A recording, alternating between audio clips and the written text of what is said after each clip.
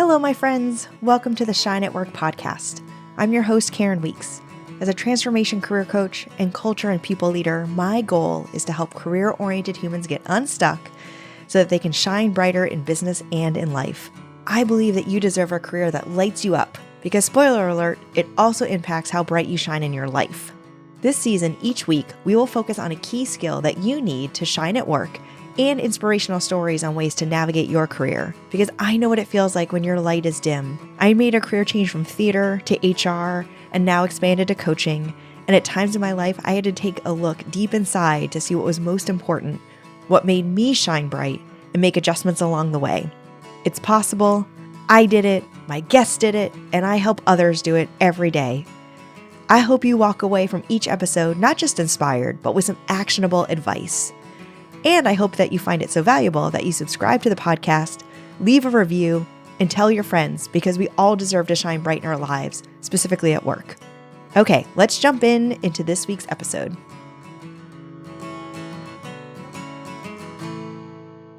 Before we start today's episode, let me ask you a question. How are those New Year's resolutions going?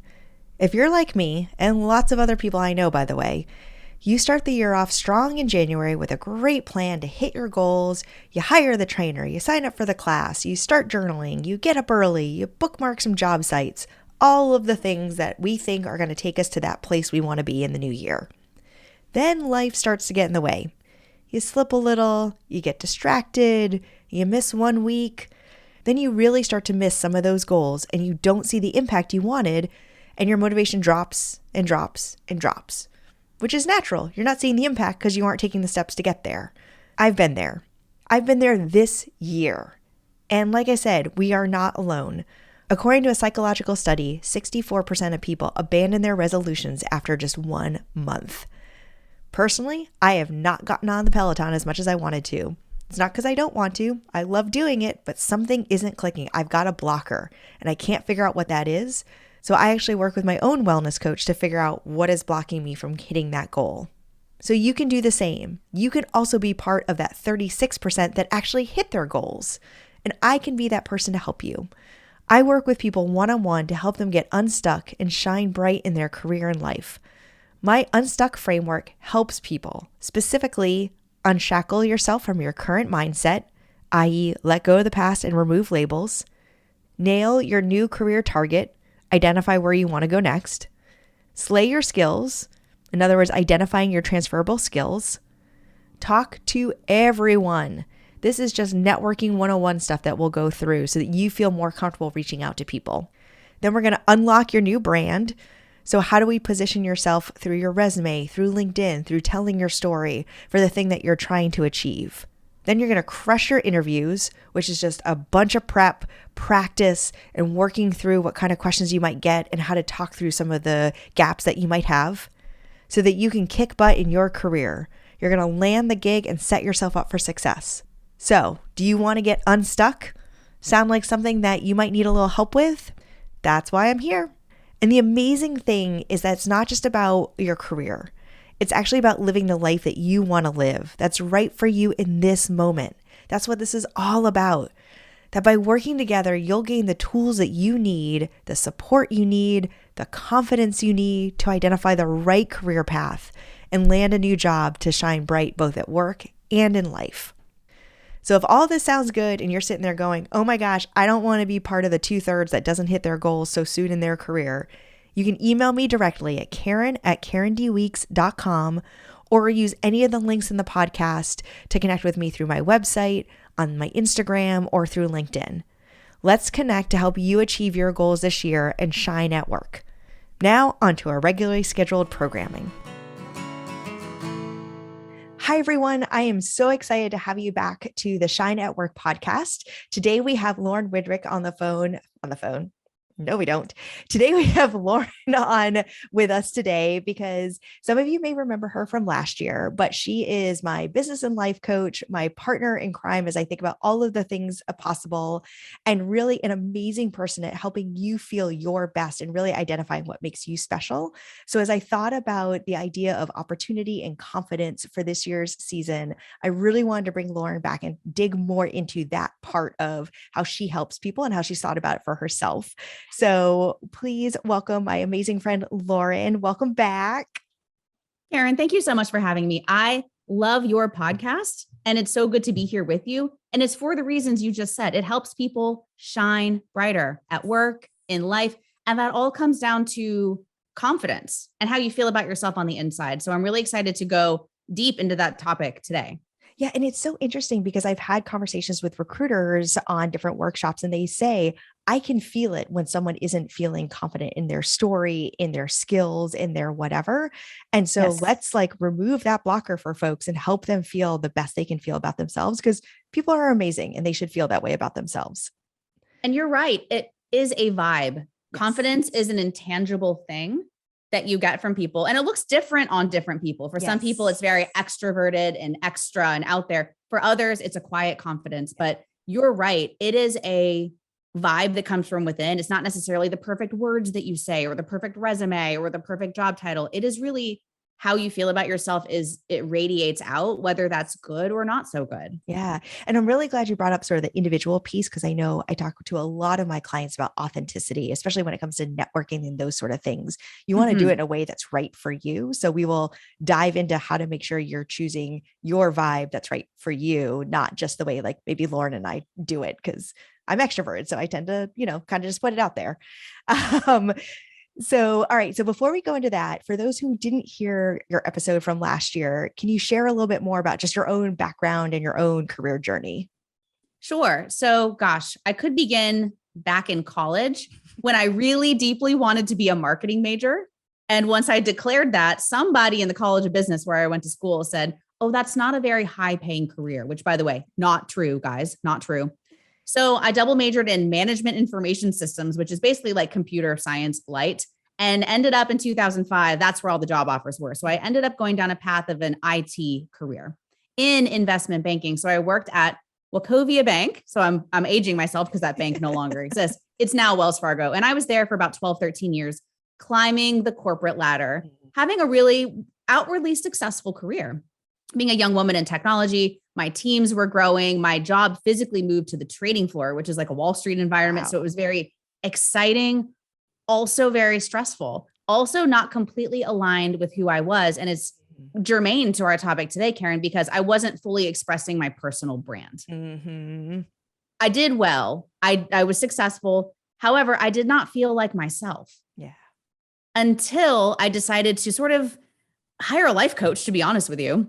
Hired a life coach and was like, why aren't I happier? Yeah, I should be. I have a husband. At the time I had one daughter. We have two now. Husband, daughter, good on paper, relatively high paying job. Why aren't I happier? And what actually came out was like, this isn't necessarily what you want to do. Mm-hmm. And so I started a side hustle, kind of following in her footsteps as a life coach, which in the world of investment banking, technology, left-brained people, that sounded cray-cray, and it was. But I started this side hustle and then 2 months later found out I was pregnant with my second daughter, which was a surprise baby, Sloan, the surprise baby. So had the baby, continued the side hustle. And then in 2018, I actually exited corporate life for full-time entrepreneurship. Mm-hmm. And during that time, my business has morphed more than once, as they tend to do, from life coaching to executive coaching to corporate training to coaching entrepreneurs. And what I can say is I've done it all. The thread remains through all of it. Whether you're in a corporate job, you're an entrepreneur, you're side hustling, it actually doesn't matter. You have to be doing work that feels authentic to you and feels aligned with who you are. Yes. And that actually starts with you. And this is going to sound kind of crazy because a lot of times I coach people on how to exit corporate. I don't believe you have to exit corporate to find yourself or to express yourself. There are plenty of ways you can be what I call an intrapreneur, like bring that entrepreneurial spirit to work and just bring your full self to work. Yeah. And I think the environment and the landscape now, maybe having to do with COVID or maybe having to do with the millennial generation, it's more welcome now. I think you can be yourself more than maybe even 10 years ago. Yeah, absolutely. Well, and I think that's a really great point because while often even I talk about career changers thinking about, oh, I'm going to leave my job, that doesn't have to be the case. You can have lots of opportunities in your current role, in your current team, in your current company. Yep. And it's more about identifying what is feeling off, where are you feeling stuck? And that could be, I don't feel like I'm being my authentic self. I don't feel like I'm leveraging my skills or the things that I love to do the most. So let's find the path for you for that. It could be something internally at your current company. It could be a new job. It could be starting your own new thing. That what the thing is doesn't matter. It's about identifying what you're missing today and what you want to be doing differently. You said that really well. I have a career coaching game I like to play called Love It or List It. Mm. And it's just like that show on HGTV, right? You have two good options. You can actually renovate the home you're in and fall back in love with it. And one of those renovations can include being yourself at work, Mm-hmm. or you can list it. You can move on to something else new and fresh that also checks the boxes. But one isn't better than the other. Like loving it or listing it, they're both excellent options, but they both require work and intention. Yes, absolutely. And I love the mention of work because I think a lot of times people are like, yeah, this sounds lovely. Sure, I want to be my authentic self. Of course, I want to feel the best about myself. How do I actually do that? And Yeah. before we get to the how, I want to talk about the why, because I think that is actually the inspirational piece. Because if you don't feel the inspiration to do the work, then you're not going to actually do the tools that you're about to share. So, if for yourself, for example, how has it changed now that you sort of have embraced your brand and embraced who you are in the work that you do? Well, first of all, Karen, I wish I would have done it sooner because I spent all those years trying to be the perfect corporate leader. Mm-hmm. And I was doing it out of insecurity. Yeah. And I'll be very honest about that. I was young. I was rising the ranks quickly. So I was nervous people would think I was not legit, right? Like a baby. I have, you can see it right here on video, bleach blonde hair. So there's always the dumb blonde fear that who is this chick, this 28-year-old chick that's leading a team of 60 people? Like, how did she get that job? So a lot of insecurities, right? So I compensated for those for trying to be as smart and as perfect and as professional as possible. And I am not a professional person. So I won't do it here on your podcast, but I love dirty jokes, love curse words, love irreverence. But I didn't feel like I could do it in a stodgy banking environment. But that was wrong. I could have. And I wish I would have. So your question was actually, how did it feel before and how does it feel after? Before I felt trapped in a box. There was probably not anything wrong with the work. I like to say like banking software never turned me on. Yeah, it still doesn't. But I could have been more turned on at work by expressing like the humor and expressing the freak flag, as I like to call it, and the connection. And like, I love to throw parties and I could have probably been some kind of party planner at work. Like there's stuff that I could have infused, the coaching stuff, certainly. If I would have infused that into my work back in the day when I was in corporate, I probably would have been much happier. Yeah. So why bother with this personal brand? It's for your own happiness. Yes. That's it. It's no more complicated than that. I want you to be happier. I want you to be more fulfilled and not feel like you're at the effect or victimized by the job that you've chosen. Like you get to be whoever you want to be. Yeah. You're going to be happier when you do. I mean, Karen, have you had the same experience? Yeah. I mean, it's amazing how when you remove the distraction of trying to present yourself as a certain way versus the way that you are, that removing that distraction actually makes you not just happier and more fulfilled. By the way, you're also more productive. You perform better because your brain isn't trying to do all these things at once. And by the way, like there's still a professional version of you. I'm not saying it has to literally be exactly who you are at home. I totally respect that some people like to have some boundaries, but it means that you can still be your authentic self. So I worked for a larger consulting firm earlier in my HR career, had lots of great opportunities to do some training for some big global meetings, but I had to wear a suit, a nylons. I had to call the like leader of the organization, Mr. So-and-so. And I was like, no offense, but you're not that special. Like we both got here, maybe you had a fancier car than me, but we both got here via the same car.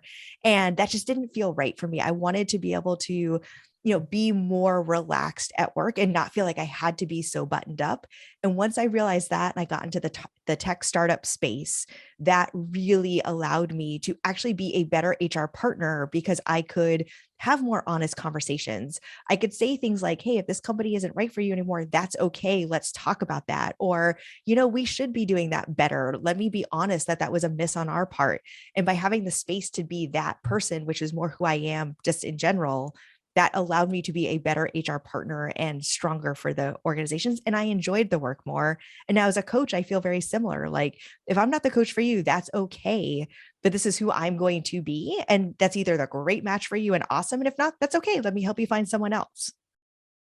Perfectly said. So Karen is an amazing example of somebody who's expressed her authenticity. So to me, expression is a really important part. It's not just, it's one thing to be self-aware and know who you are. That's definitely step one, right? The game starts on the inside.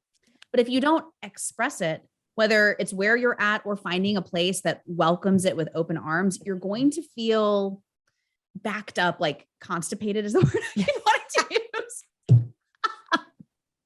Sorry, Karen. You're going to feel bad. I don't know. Is that relatable? Yes, it's relatable. But yes, you just feel like I don't feel good, even though I should. Yes. Even though I should. So that's the cost. I have a podcast episode of my own called The Risk and Reward of Authenticity. Mm. There's risks and rewards of being authentic, which is putting yourself out there, knowing that it's not for everybody. So the reward is getting to be with your people. The risk is turning some people off. It's a risk I recommend. It's really interesting because while I believe everybody struggles with this, I have seen women struggle with this more, that they feel like they have to be a certain thing or a certain polish or a certain something, even like in the tech space where we're all supposed to be a little weird. Is that a generalization I'm making, or do you see women struggle with this more than men on average? For sure. I've had the same observation. Mm-hmm. I have. And I will say this, personal branding. I mean, I mentioned earlier that I didn't express my full personal brand and it held me back. I had one element of my personal brand that was clear to everybody, which is Lauren's trying to move up in the organization. So in the banking crisis of 2008, when Wachovia got absorbed into Wells Fargo, I raised my hand and was like, I want to lead this. I want to run the team. I want to do the merger project. And that brand carried me through. That's how I actually got catapulted to leading bigger teams.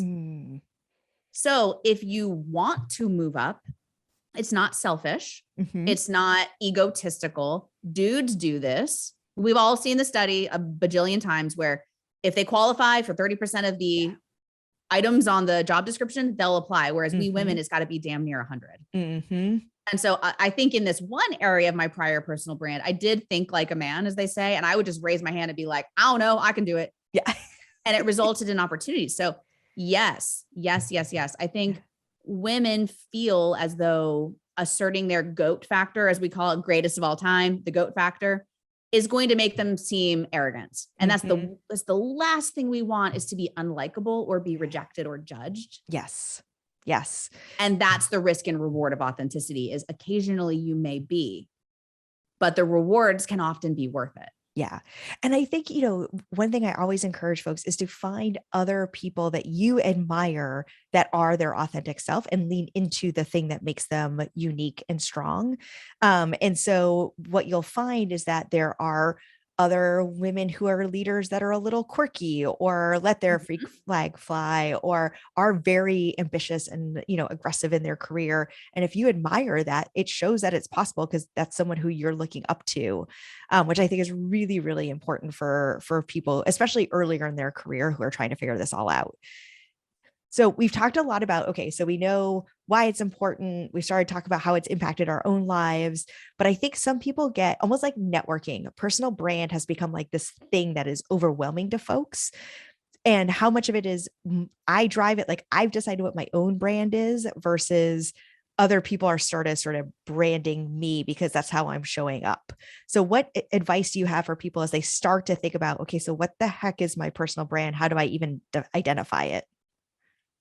I'm going to offer a little 4-step framework. Love it. So take the parts that you like. So these are the 4 steps. The first is to really get present to your GOAT factors, as I call them.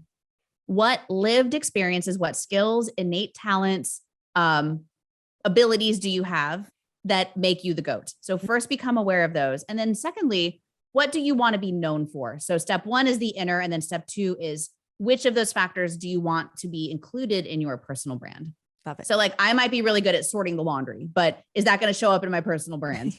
Not necessarily, right? So we pick the parts that we're going to actively, intentionally express. Mm-hmm. And then three is when, where, how do you express your personal brand? It's one thing to be like, I am the GOAT at spreadsheets and I am the team organizer. I have my shit straight. I'm the left brainer of this team.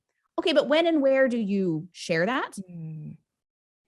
In a way that's not like braggadocious, in a way that's helpful and of service and makes you happy. Yes. Yes. And then step four is how do you make it safe for others to do the same? So this is for my leaders who have teams or my individual contributors who are centers of influence. Like, how do you make it safe for others to express their GOAT factor, their freak flag, their personal brand? So let's walk through each of those. Yeah, that would be really helpful. And the thing I love about the framework is it's actually very similar to how I talk to folks about their transferable skills. You may be really good at Excel, but do you like Excel? Therefore, do you want to keep doing Excel? And I heard you use some similar things about like, what are you actually good at and where do you show it is sort of similar. So would love to dive into all those different steps so people feel like they have some real actionable stuff they can work on. Yeah. So let's start with your GOAT factor. It's a combination of probably these things: what you're good at, what you've lived through, and what you love. There may be more, but let's start with those. Yeah.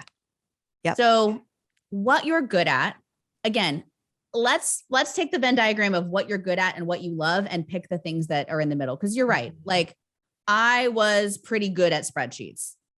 Not really, but let's go with that example. I was good at spreadsheets, but I hated that shit. So actually working on spreadsheets is not something I want to be known for. Yes, exactly. Yeah. But one thing I might be good at is verbal communication, let's say. Okay, great. And I like it. Yeah. So let's include that into my GOAT factor. Like Lauren, among other things, is the communications guru. So if anybody doesn't know how to resolve a conflict or describe something to a senior leader, Lauren can help coach me through it. Yes. Yeah, so that's a good example. Lived experience is another one. So you guys may think that your childhood, what you did in college, the trips you've taken, parenting, the illnesses and the hardships that you've been through, you may think that that's not relevant to your personal brand at work, but it is. So I would say make a list of all of your lived experiences, the good, the bad, and the ugly. And something will emerge for you in that exercise that like, oh, I'm very resilient. Yes. Or like, I am a risk taker or I am a nurturer. Like something will come out from that list that will make its way into your personal brand. Yeah. I love it. The thing I also love about that is talking about being your whole self and like your authentic self. There's things that come through in your life that you most likely are doing at work too, whether you have put those two together yet. But if you're presenting yourself as your whole self, that's going to come through. I think so. I think so. And then lastly, just what do you like? And again, it may not feel like it's part of your job description. So do you like extreme sports or CrossFit? Yeah. I mean, when I was in banking, I'll tell you what, I'll joke about this. There was a group of CrossFit bros. You can imagine who all did CrossFit before work, before coming to the bank. That was part of all of their personal brand. I'll tell you what. Yeah. I remember them years later. So there may be things that you just like. Like I think I was known on the trading floor as a foodie. Like I was like, where are we going to lunch? What are we ordering? Are you getting the chimichurri or the pesto? Like, can we talk about food? So like, even that was part of my brand, but it resulted in a lot of lunch dates, which results in a lot of professional connection. Yes. So what do you like? There may be a time and a place for it to talk about it at work. Yeah, absolutely. And how much do you think about, so that's a lot of internal reflection. How much should you take into consideration feedback you've gotten from others or how others describe you? Is that helpful or is that more letting others describe your brand? I think that's a great point. I think we should include that as the fourth thing to list out. Like, how would others describe you? In fact, when I first took my coach training program years ago in New York City, that was one of the first exercises we did was we had to call 5 people we're close to and have them describe us in a single word or 2. Oh my gosh. It was weird. That's intense. It was intense. I was like, oh God, what are these people going to say? Like hot mess, right?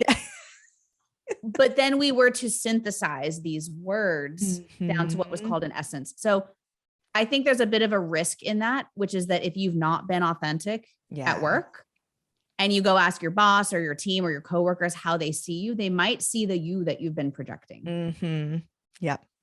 So I think, yes, let's take feedback into consideration, but let's again, put it in the Venn diagram of going forward. Is this stuff you want to be known for? Well, and it could be really interesting because that could end up being almost a gut check of how authentic have you been presenting yourself. Yes. If columns 1, 2, and 3 are all about nurture and care and support, and column 4 is all about, I don't know, getting shit done. Like, it's not that that's wrong, but it's like, oh, that's interesting. I haven't been presenting that part of myself, which appears to be important to me, but no one else called it out. 100%. So let's include that as like any feedback you've received from the people around you, and then gut check it against who you feel you are on the inside. Cause you're right. I probably would have been, oh God, I ran a project management office for a long time. So people probably thought I was good at project management. I was awful at project management. I just got into that role and like worked my way through it, hired smart people, but like, no, project management is like the opposite of my skill set. But people probably would have been like, oh, she runs the PMO. Yeah. Oh, she's good at project management. Good. Okay, Karen, you just really enhanced the exercise. So perfect. Gut check yourself on that stuff. Oh, I love it. Well, it's because it's hard because, again, people like put so much pressure on figuring this out that, often they will talk to others about like, well, what do you think my brand is? And sometimes that'll be helpful. Sometimes it won't be, but just hearing those words may or may not be interesting. So, okay. So we figured out sort of what we want to be known for. We've gotten a little bit of feedback on it. How do we then actually turn this into something? Right. So like you said, we've done the exercise of what we want our GOAT statement or our personal brand statement to be. We're going to kind of shed the stuff that isn't really authentic. And it's like, okay, I want to be known for being an excellent nurturing leader, a badass decision maker, and a fun boss. I don't know. Just made those up. Right. So let's say that's your personal brand. Okay. Where does this show up? So this is a personal exercise. It depends on the work that you do. So the example I just gave is someone who's a leader. How can I be more of a fun boss? Right? Well, we can do team connection events. We can have team book club, like whatever you think is fun, you can infuse that into your work. Yeah. Right. If you want to be known for being a good decision maker, let's say, then let that be known in meetings. When people are bantering and swirling, and like, you could be the one that raises your hand and is like, hey, what's required for us to actually reach a hell yes or hell no, or reach a clear decision, and like kind of repeat it over and over. And then you become the one who's like the great decision maker. Yes. Oh, I love that. Yep. I forget what the first one I said. Good leader. Yeah. Well, and I think it's interesting because to your point, that going back to that whole internal and external thing, if internally you are purposefully doing this, externally people will start to notice. I was just talking to someone the other day about someone in their team who is always the person that raises their hand and says, how does this impact others? How are we going to talk to people about this? Is this going to affect their priorities? Like, they've always got that people mindset. That's not their job. That's just the role they play on the team.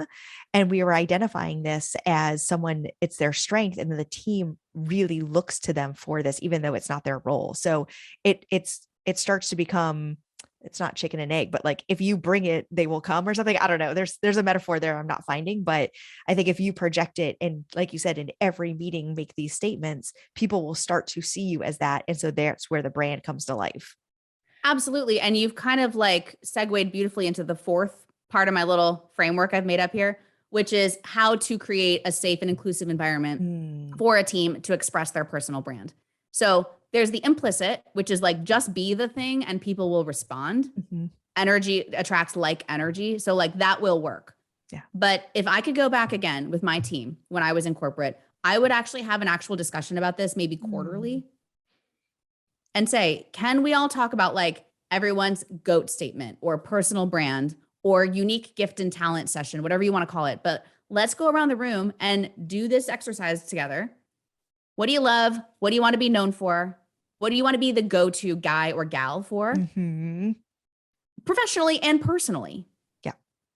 Right? I had a person on my team at Wells Fargo who had a side hustle as a party planner. Like, she planned like kid birthday parties and quinceañeras. Like, she planned parties, and that became known, There was Yeah. fitness people, like people are known for things. So Yes. professional, personal, and actually talk about it as a team. Yeah. I love that.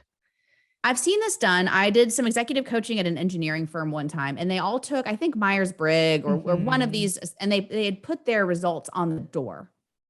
And I think the essence of that is cool, but I would make it more fun. Yeah. Right? What makes me the GOAT? And like slap it to your desk. I love that.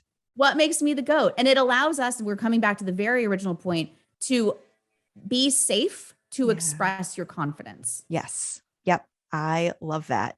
Well, and I want to then pivot it to a job search.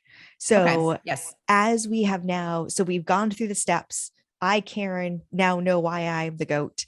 I've talked about it at my current company, but now I'm starting to think about making a change. How do I bring that into my interview without being like, I'm great at this and you should know this and that's why you should hire me? Or maybe I should say it that way.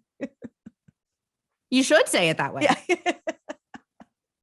You should say it that way. Like preparing your GOAT statement before you go in will give you swagger. I like that. And it's just answering questions with that swagger of like, if somebody asks you an interview question, say, oh, great question. I have extensive experience with that. Or answer the question like, oh, love that interview question. This is actually one of my innate talents. So thank you for the chance to talk about it. I love that. I think that's okay. Yeah. I think that's okay. As long as you do it with, I was listening to another podcast just the other day. Somebody who's an expert on nonverbal communication. And her recommendation was to combine warmth with competence. Sometimes we go straight to competence, right? So like in an interview, you want to give a smart answer. Yeah. However, if you infuse or especially lead with warmth, then you'll be more engaging to the interviewer. So that's why I like the big smile of like, oh, thank you for asking that question. This is one of my favorites. I love this stuff. It's one of my talents. Yeah. And then dig in. Well, and I think too, it gives you words to use in an interview when you maybe struggle on how to describe something. So if you decided that one of your things that makes you the GOAT is problem solving or being like the calm in the storm, those are phrases that you can use in your interview to bring that to the top of the list and to like have that be the word that now the interviewer will hear you say it several times. Cause I know a lot of times people go, how do I prep for an interview when I don't know what the questions are going to be? Well, these are some phrases that you can go back to every time and use those GOAT skills as some of those answers. Absolutely. And you're being yourself. Yeah. You're being yourself. So by saying like, oh, trust me, I can handle a complex team. I have 4 kids. Yeah. I can run a goat rodeo and I've done this professionally here, and here. Yeah. Yes. Yes. Because for those of us who are parents or caretakers of family members, that is a skill that don't be ashamed to bring that up. Right. Great a lot point. Of women, I come from left brain, dude heavy banking. A lot of us wanted to kind of hide the fact we were moms. I promise this won't get in the way of my career. But if I could go back now, I would be like, oh, this little dispute you two are having over the status report is child's play. Like, let mommy handle this. And if you can't bring that version of yourself to work, work's going to suck. So you might as well put it out there in the interview. Yes. And to know if this is not just like, will they accept me? Will they hire me if I am smart enough and show up polished enough? Yeah. Well, shit, that's how you're going to have to be every day at work. And it's going to feel inauthentic. You may as well be yourself. And that warmth, that reality, like that authenticity is actually very, very magnetic. Yeah. Well, and it also gives you a chance to see if those are going to be valued by the company as well. Correct. So if you talk about, whatever, problem solving is something you're really good at, and you keep going back to that. If you see the, interviewer lean back from that or be like, oh no, we just sort of do whatever we do, or that decision is made up at the top, that may not feel right for you either. And so by using some of those phrases, it also gives you a chance to evaluate, are they going to value and do they want that at the organization? Totally, Karen. And at the end of your interview, they always leave time for questions. And you may be tempted to ask, like, what's the vacation policy? What are the health benefits? Like, what do you do? You can ask those questions. That's fine. I would ask that of like the junior recruiter. I would actually use that time to warmly connect and say, look, here's my real question. This is my leadership style. I love to have fun. I Mm. love to coach, right? I don't like to be a top-down manager. I love to help people unlock potential, et cetera. Is that leadership style welcomed here? Be honest with me. Mm. Oh, I I want us love both that. to be happy. Like Yeah, bring your goat factor to that Q&A section at the end. I love that. And that's when you can get really, really deep. I'll tell you what, when I was side hustling at Wells Fargo, I was working there and I was side hustling as a life coach. Mm-hmm. And I had a cool special teams project where I got to help interview like 60 people. Oh, wow. And so these people getting interviewed, I feel bad for them because they were getting life coached. I was like, why does this job turn you on? Like, how does this fit into your longer term life goals? Like, who are you and how will you express yourself in this role? Like, and they were all like, what? Weird questions. They're not on the interview guide, but they're real. Yes. Yeah. It's so funny. So that's literally when I am doing interviews in my head of HR job, that is literally how I do it. I said, this is going to be about the reflection of our culture through our values. And I want to make sure that's going to be a good fit for you. So we're going to talk about those sort of things. This is going to be much more of a conversation. This is not going to be like your typical interview. And I tell them that up front. And I never thought about it the way you just described it, but that's basically it. Like I'm asking them as a coach, is this going to be a good place for you? Absolutely. And that's why you're so good at what you do because you have those coaching skills. But a huge part of coaching is listening, right? Yes. Yeah. And being in Absolutely. the interviewee seat. So some of the people listening to this podcast may be job seeking. Mm-hmm. And as much as you tell your GOAT story or as much as you share your personal brand, it's as important, if not more, to listen, to bring up your tuning fork to see if it feels like a vibe. Yes. Yes. 100%. Yes. Mhm. You are interviewing them just as much as they are interviewing you. Absolutely. On a like brand, on a values level, like you said. Yeah, Again, absolutely.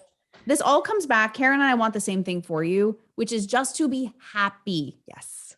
Yes. Happy. And work can be a source of happiness. Yes.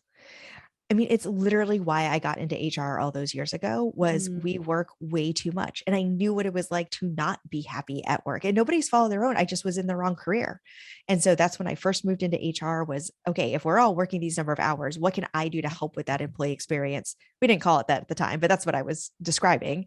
Yeah. So that you can enjoy the time at work. And now as I also balance coaching, I'm really trying to help people navigate that for themselves. And it can look like a lot of different things, but how can you, and it's why we came up with the new name of this podcast is how can you shine at work? Because that's what you should be doing, whatever that definition is for you. Absolutely. And I have to point out your example of how you run job interviews Mm. is you expressing your personal brand. Mm. So Yeah. you saying up front, like loud and clear, put it on the table. This will not be your typical interview. Yeah. We do things differently around here. Karen, that's part of your personal brand. Yeah. That's a great point. I didn't think about that. Mhm. And I love that that is a great example of, yes, obviously in some places of my life, I do focus very hard on like literally my brand. But I think to what you just brought up, your brand is coming through whether you are conscious of it or not. So similar to what we were talking about earlier about like networking and stuff, it doesn't have to be this like a statement that you're working really hard on and like how you write it out. It has to be catchy and, you know, whatever. It can just be how you're presenting yourself. And that's a great place to start as you walk through your framework and using that, then some clever, cute word will come to you like shine. But if you're just enjoying what you do, that's just going to radiate from you. And that's what leads you to the words to create your actual brand. Exactly. You don't have to walk around your company saying, I'm the GOAT. Yeah. Although I still think you should put your GOAT statement on your desk. I think I everybody like should know that. each other. Yes. But you don't have to run around like a douche being like, oh, I'm the best. I'm the best at this. Like no one else should do this project because I'm the GOAT. Like that's not what we're saying. Yeah. It's what Karen just said, which is if you are aware, awareness is the first step. It will shine through you. Yes. Yep. It will absolutely shine through you. One, because you're saying the words, you're doing the things, but two, you're going to seem really happy and people are going to be like, what Kool-Aid is she drinking? Yeah. Like she actually is happy here.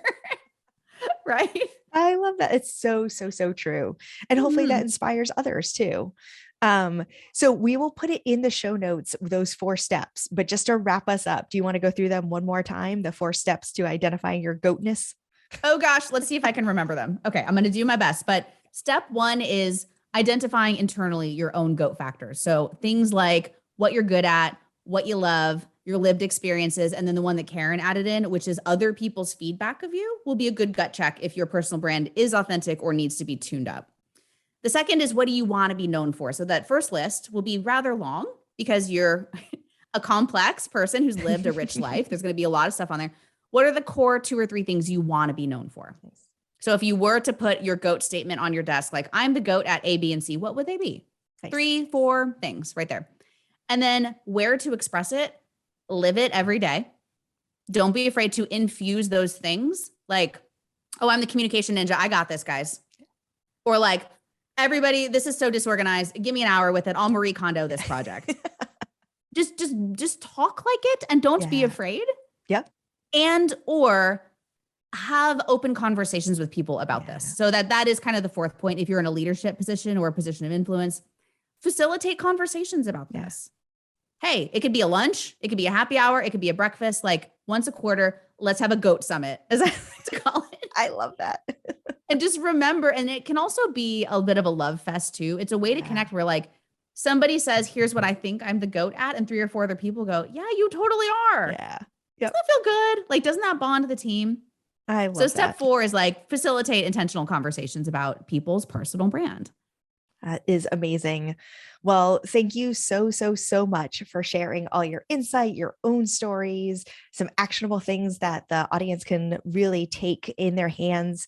We'll put it all in the show notes, and we'll obviously connect them to you as well so that they can reach out to you to have more conversation about how to be the GOAT, because we've talked about it from the beginning. It's not just important for your own confidence. It actually will exude from you and help others see that side of you. So whether that is you're trying to go for that promotion, you're trying to be a leader on the team, you're trying to get a new job, whatever is important to you in your career, knowing what you're great at and then having that come through in everything that you do will only help you shine brighter at work.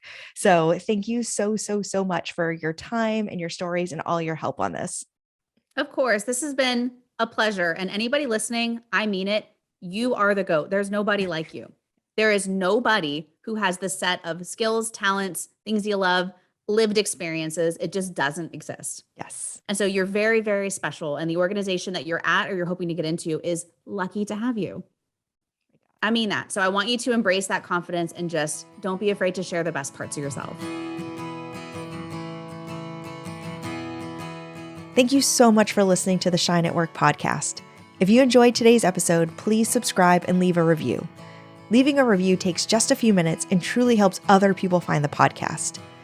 If you want to learn more about how I work with people to help transform their careers and shine brightly in their lives, let's connect. I work with amazing humans one-on-one to help them make a career change, go for that promotion, set career goals, and build a plan for success for a new job. I also lead group programs for new managers that are navigating this huge change in their careers and entrepreneurs who are building their teams for the first time. If any of that sounds like it could be helpful for you, you can email me directly at karen@karendweeks.com or message me through Instagram, LinkedIn, or my website. I just want to give a final shout out, as always, to Astronaut Go Home for our music and Novice Studios for making the podcast come to life. Until next time, remember that you can and deserve to shine at work.